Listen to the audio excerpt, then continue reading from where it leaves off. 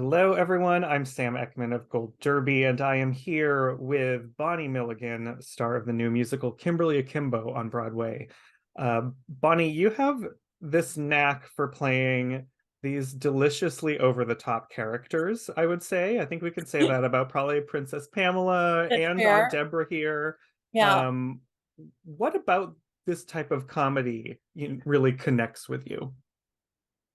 What I find fun about these characters is how to make them human and as real as possible. And so, where the page may take you to outlandish things, it's still a truth to this person. And there are outlandish people in this world. And so, for me, the most fun is the table work part of it all, finding out the why of what I'm doing or justifying everything. Um, and with something, especially like with Kimberly Akimbo, to be able to be in the room with David Lindsay Bear and Janine Tesori, where you can say, "Am I on the right path here? Because this is kind of where I want to go with it." Um, is such a gift, and so it's like a fun little puzzle for me to give my own twist to something and find ways to kind of quiet these big um, Mhm. personalities. Is there like a piece of the puzzle with Aunt Deborah in the show that you can pinpoint that was sort of a key for you? Because I mean, she is, a criminal. She's like roping in children to watch Yeah. chicks. So how do you Yeah. get the audience to root for her then? I think for me, it's about a genuine love of Kim. And that's something I said to David right away. I said, I feel I read love. I read love in the play and I read love in the musical script. And like, I'm right? And he was like, "Yeah, I think you absolutely love her." I don't think if it's between you and her, you choose her. I don't think you would ever do anything, that wouldn't benefit you in ways.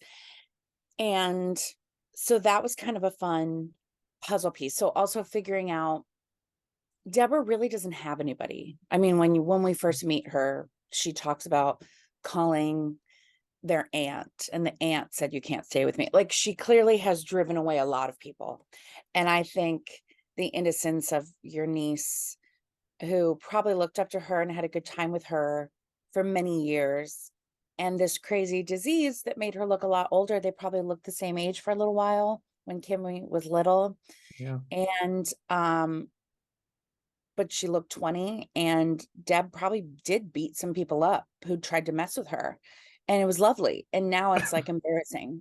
And I was like, wait a minute. You know what I mean? And so I think that for me was the key, was finding a genuine connection. I don't care about the kids. I don't care about, other people, but this one kid I do love. And I do have to get my scam going because I have high stakes happening of what I accidentally did in Lodi. And so I do also have these intense needs that at the end of the day, if I have to choose between the two, I got to choose me. But that's a Yeah. fun sort of struggle. Yeah. I would say one of the kind of scenes where that really comes into play, I think that's really great for your character is the song Better, which has these great lyrics, takes advantage of your infamous belt. What is that Mhm. number like for you? Oh my gosh. I love that whole first sequence of just like crashing into the library and going into that number. The fun discovery of the kids backing me up and realizing it's just you're watching Deb weave a spell. Like I've said before, she's kind of like Harold Hill, She is a swindler, but like there's something about her that even though I just disgusted these kids, they want ew in the scene earlier. There has to be something magical about her that within minutes you start singing backup and dancing with her. This woman who you kind of like ran away from with repulsion, and then you're like, but what are you saying? So that's really fun to kind of find that spellcaster in Deb in that number. And I think it's a genuine thing. Also, it's like her version of parenting, right? To like say to Kim, this is truly how I've lived my life. And then she's like, unapologetic about it. That she's like, yeah, I scammed some people, but also I did things for them, and while it happened, so I would sound like I'm a bad person. Like that lady with dementia, she thought I was her daughter. Her daughter wasn't coming around. So she got to feel joy, and I got her rings, whatever. So I think it's really fun to find ways to justify these awful things she's done while making that a way to be like, so you want in? Like, I don't have forever, neither do you, babe. So let's do something with it. And I think it's like kind of great for her to say her like mission statement of life in that song. And in the process, you see her winning these kids over. It's so much fun. And Janine Tesori is such a genius. The way she writes, it is this like sort of seductive opening into the big belting jubilation, like Sure. it builds perfectly. So it's Yeah. great. And you have been known as Belting Bonnie, is sort of your handle Yeah. there. What when did you first kind of tap into that part of your voice and realize like, oh, I got something here?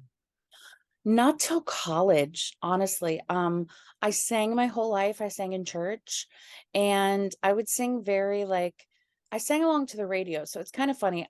I guess I didn't have a lot of perspective. Like when I would sing along to the radio, I grew up in the 90s. So who I was listening to was Reba, Whitney, Celine, and Mariah. Those were like my four main gals, which are big divas. And so I would belt along with it in the car. But if you gave me a sheet of music, I would be very like a mixy, princessy kind of placement.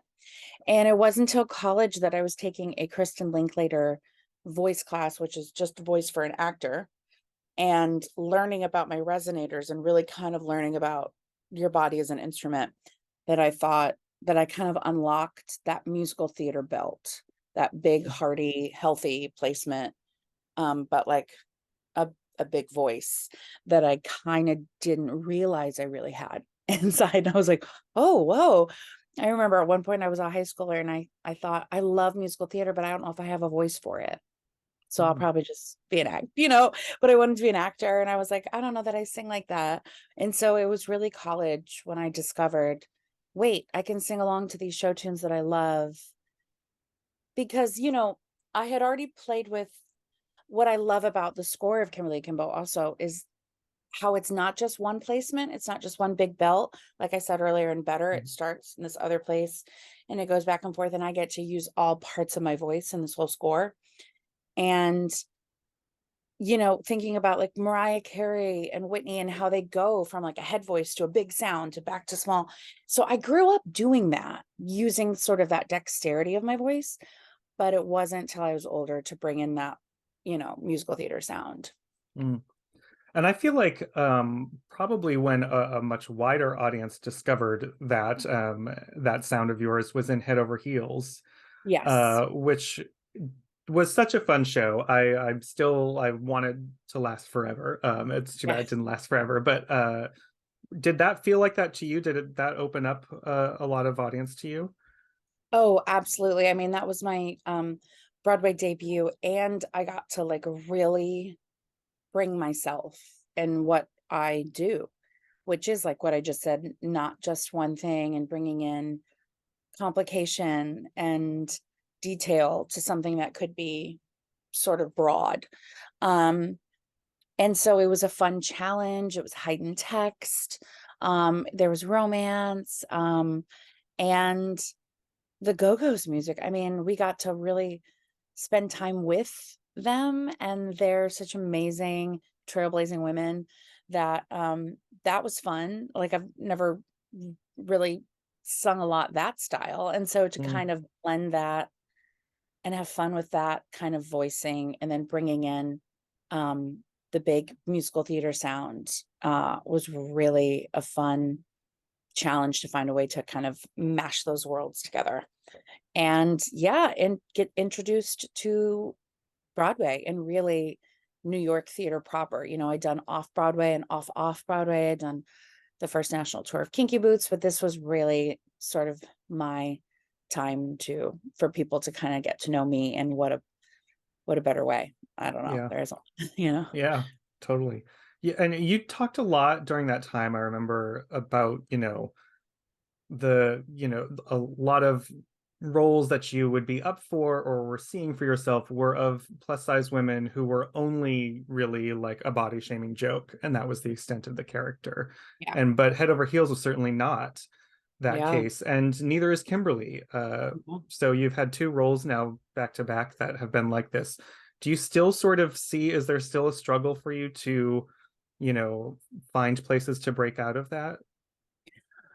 I think there's definitely still an issue. I do feel like getting better, which is good. Also, I think there's something in, my agents, my managers, I've been able to, and they were very much a part of that too, like turning down certain things or not going in for anything that was demeaning. And, my path took a little bit longer than Mhm. otherwise. And there were things that I thought, like, I can't do that. Like, I know growing up and what I see now, I don't want to be a part of how that made me feel when I saw things like that.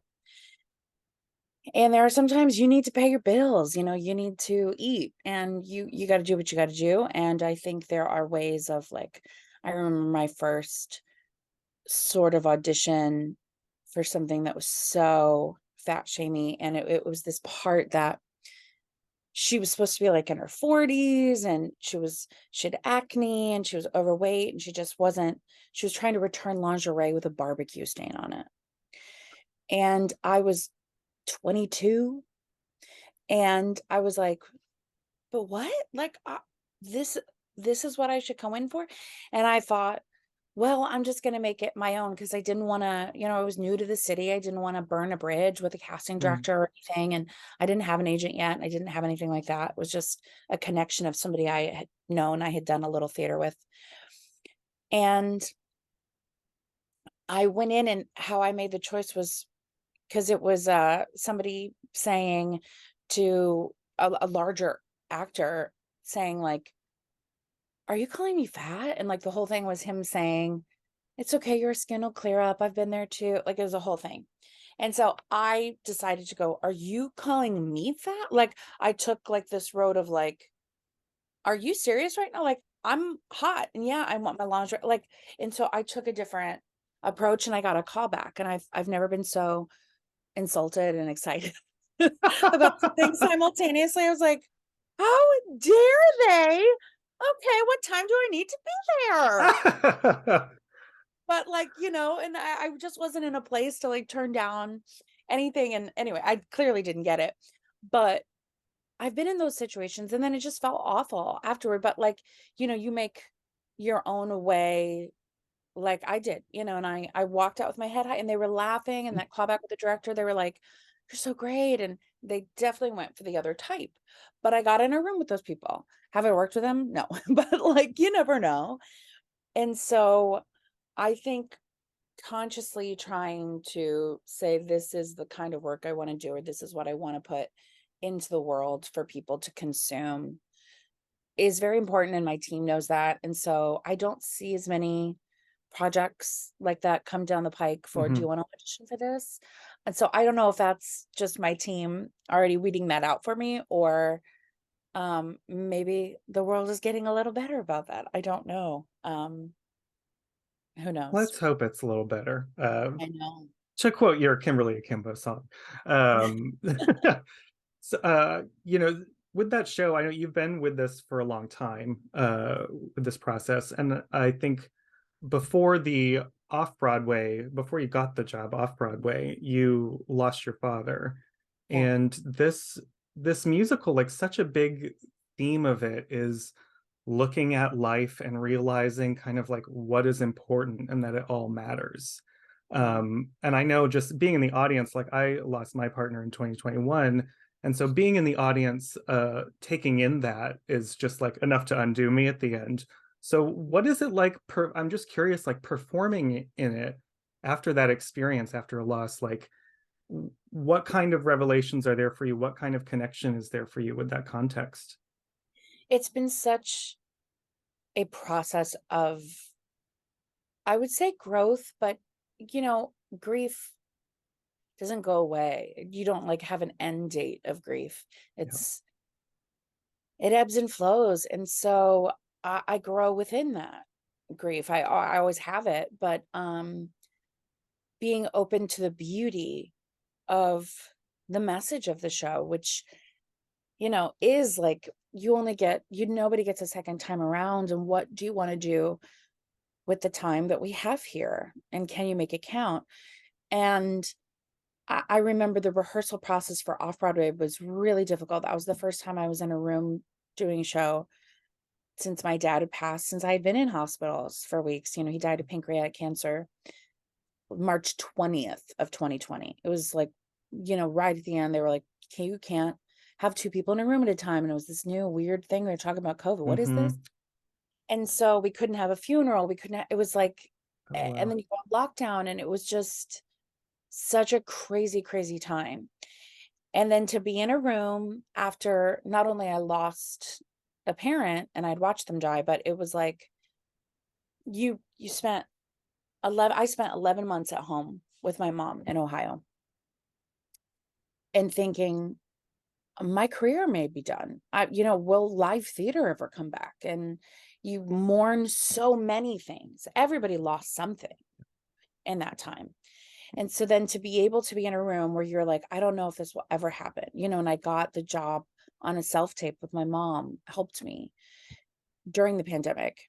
And I was like, okay, sure, I have a job. Like everything just felt so not real. And you're also in such a grief hazy place that it's just like there's what's going to be good.